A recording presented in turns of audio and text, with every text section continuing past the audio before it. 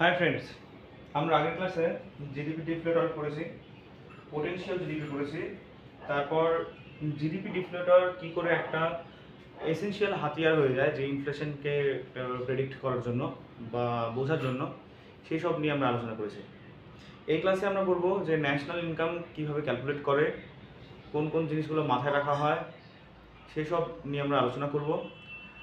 তার মধ্যে যে কোনো একটা মেথডকে আমরা ভালো করে পড়ার চেষ্টা করব, ঠিক আছে? তো ন্যাশনাল ইনকাম ক্যালকুলেশন করা হয় প্রধানত তিনটে পদ্ধতিতে ন্যাশনাল ইনকাম ক্যালকুলেট করা হয়। কি কি সেটা?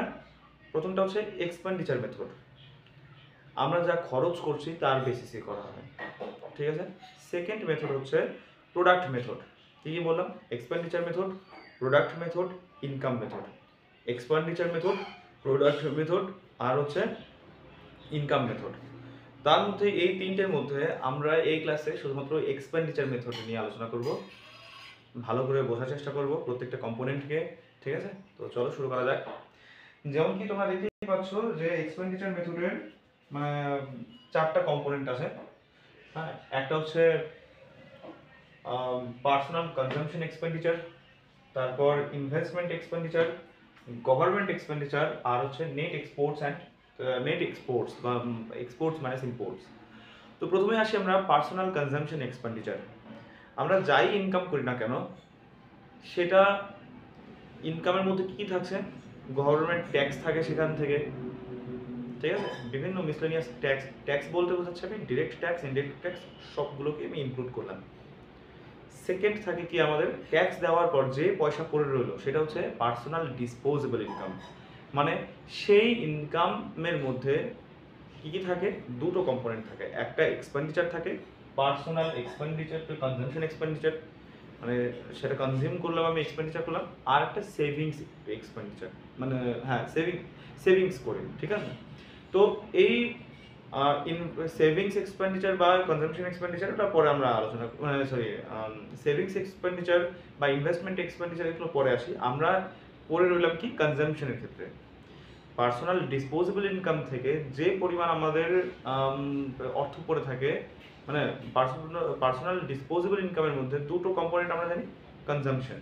তো এটা হচ্ছে পার্সোনাল কনজাম্পশন এক্সপেন্ডিচার। সারা ভারতের বা সারা দেশের যত হাউস হোল্ড আছে তাদের কনজাম্পশনের জন্য প্রাইভেট মানে প্রত্যেকের হচ্ছে কনজাম্পশনের জন্য যে পরিমাণ এক্সপেন্ডিচার হয় সেটা আমরা ইনক্লুড করলাম পার্সোনাল কনজাম্পশন এক্সপেন্ডিচার। সেকেন্ড হচ্ছে ইনভেস্টমেন্ট এক্সপেন্ডিচার।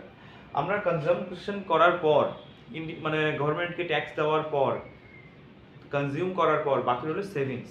এবার সেই সেভিংসটা আমরা ফিক্সড ডিপোজিট করতে পারি, চাইলে আমরা বন্ড কিনতে পারি, কোনো সরকারি বন্ড কিনতে পারি। বন্ড নিয়ে আমরা ফাইন্যান্সিয়াল মার্কেট নিয়ে আলোচনা করেছি, মানি মার্কেটও হয়, ক্যাপিটাল মার্কেটেও আমরা পয়সা ইনভেস্ট করতে পারি। তারপর আমরা হ্যাঁ নিজের বিজনেসেও আমরা এক্সপেন্ডিচার করতে পারি, ক্যাপিটাল এক্সপেন্ডিচার বা হচ্ছে ইনভেস্টমেন্ট এক্সপেন্ডিচার করতে পারি। তো এটা গেল পার্সোনাল কনজাম্পশন এক্সপেন্ডিচার, এটা হলো ইনভেস্টমেন্ট এক্সপেন্ডিচার। এবার আসি আমরা গভর্নমেন্ট এক্সপেন্ডিচার। আমরা Indian tax structure and public finance chapter যখন পড়লাম, সেখানে আমরা দেখেছি গভর্নমেন্ট এক্সপেন্ডিচার দু রকমের হয়, একটা হচ্ছে ক্যাপিটাল এক্সপেন্ডিচার আর একটা হচ্ছে সোশ্যাল এক্সপেন্ডিচার।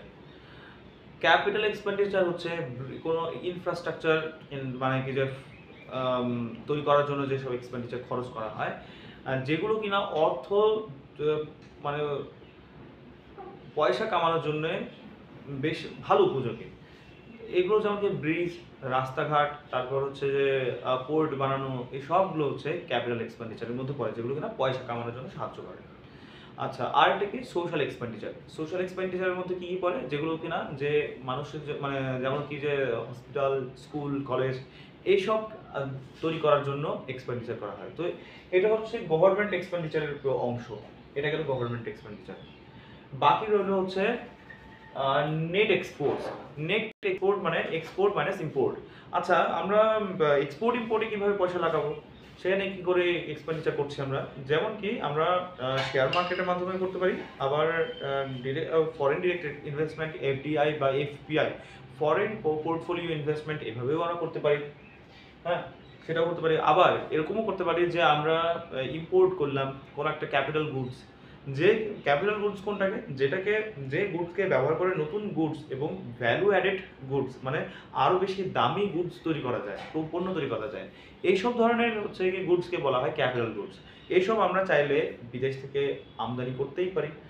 যে জিনিসটা ক্যাপিটাল গুডসকে আমদানি করা মানে সেটা হচ্ছে আমাদের ইনভেস্টমেন্টের মধ্যেই পড়ে বা কনজাম্পশন মানে এক্সপেন্ডিচারের মধ্যেই পড়ে, এটাও আমাদের খরচটাকে ধরতে হবে।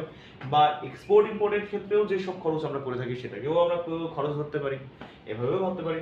তো এই হচ্ছে কি এক্সপেন্ডিচার মেথডের 4টা কম্পোনেন্ট, কি এই সবগুলোকে একসঙ্গে যোগ করে যে এক্সপেন্ডিচার হয়, এবার সেটাই হচ্ছে কি আমাদের জিডি মানে ন্যাশনাল ইনকাম। ঠিক আছে, মানে কেন এক্সপেন্ডিচারটা কেন হচ্ছে, আমরা যা ইনকাম করছি সেটাকেই তো আমরা হচ্ছে এক্সপেন্ডিচার করে দিচ্ছি, তাই না?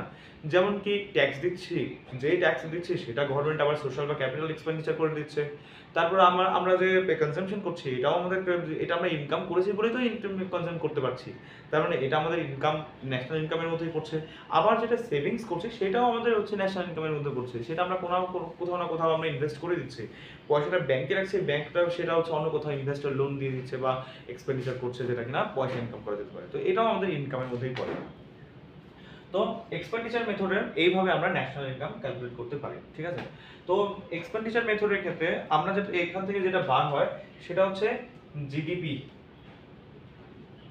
GDP at market price. তার মানে আমরা এখানে কিন্তু মার্কেট প্রাইস বলতে যে আমরা কিন্তু এখানে যে ইনডিরেক্ট ট্যাক্সকে ইনক্লুড করেছি। কি করে করলাম ইনডিরেক্ট ট্যাক্স? কারণ কি যে গভর্নমেন্ট এক্সপেন্ডিচারের মধ্যে কোথাও না কোথাও কিন্তু আমাদের ইনডিরেক্ট ট্যাক্স ইনক্লুড করা আছে, যে ডিরেক্ট ট্যাক্স বা ইনডিরেক্ট ট্যাক্স দুটোই কিন্তু এখানে ইনক্লুড করা আছে। এর জন্য আমরা জিডিপি অ্যাট মার্কেট প্রাইস নিচ্ছি। ঠিক আছে, তারপর এবার আসি আমরা ইনভেস্টমেন্ট এক্সপেন্ডিচারকে আমরা আবার দু রকমের ভাগ করতে পারি। একটা হচ্ছে গ্রস ডোমেস্টিক, মানে একটা হচ্ছে gross domestic fixed capital formation. Gross domestic, আশা করি বুঝতে পারছো কি বলছি আমি, গ্রস কেন বললাম আর ডোমেস্টিক কেন বললাম। ফিক্সড ক্যাপিটাল ফরমেশন, এসব নিয়েও আমি আলোচনা করেছি। ফিক্সড ক্যাপিটাল বলতে কি বোঝায়, ক্যাপিটাল ফরমেশন। আর বাকি হলো এটা চেঞ্জ ইন স্টক, স্টক এক্সচেঞ্জে যেমন, বা হচ্ছে মানে স্টক এক্সচেঞ্জ ছাড়াও যেসব আমরা হচ্ছে যে স্টক ইনভেস্ট করছি, চেঞ্জ ইন স্টক, এটা হচ্ছে দু রকমের। মানে এখান থেকে আমরা যেটা পাচ্ছি, কিভাবে পাচ্ছি আমরা, যে closing stock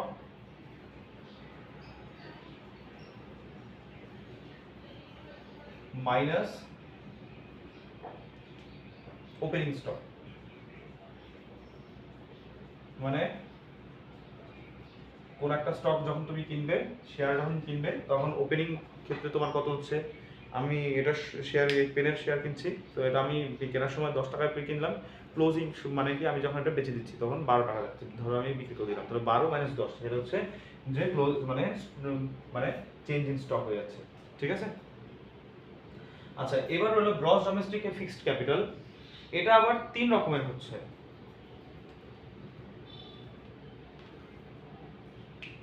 gross domestic fixed capital formation, এখান থেকে আসবে আবার তিন রকমের। কি কি আসছে? প্রথমটা হচ্ছে গ্রস বিজনেস ইনভেস্টমেন্ট,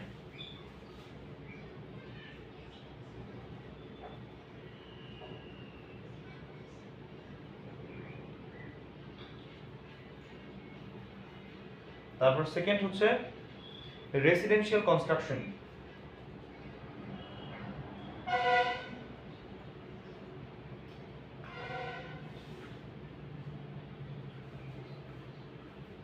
আর লাস্ট থাকছে পাবলিক ইনভেস্টমেন্ট।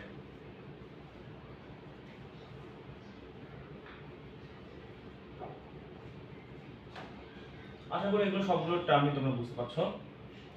তো এই হচ্ছে আমাদের এক্সপেন্ডিচার মেথড। এক্সপেন্ডিচার মেথডে আমরা জিডিপি অ্যাট মার্কেট প্রাইস মানে বার করি। সেটা 4টে component: personal consumption, investment expenditure, government expenditure আর নেট এক্সপোর্টস। তো এই 4টেকে যোগ করার পর যেটা বার হয় সেটাকে বলা হয় জিডিপি অ্যাট মার্কেট প্রাইস। ঠিক আছে? তো এই হচ্ছে কি আমাদের এক্সপেন্ডিচার মেথড। নেক্সট ক্লাসে আমরা করতে যাচ্ছি প্রোডাক্ট মেথড। হ্যাঁ, তো সঙ্গে থেকো। আমরা প্রায় এই চ্যাপ্টারটা শেষের দিকে চলেই আসছি। আর এরপরে হয়তো 3টে ক্লাসের মধ্যে এই চ্যাপ্টার শেষ হচ্ছে, আর সঙ্গে সঙ্গে আমাদের ইন্ডিয়ান ইকোনমি শেষ হচ্ছে। সঙ্গে থেকো, বাই।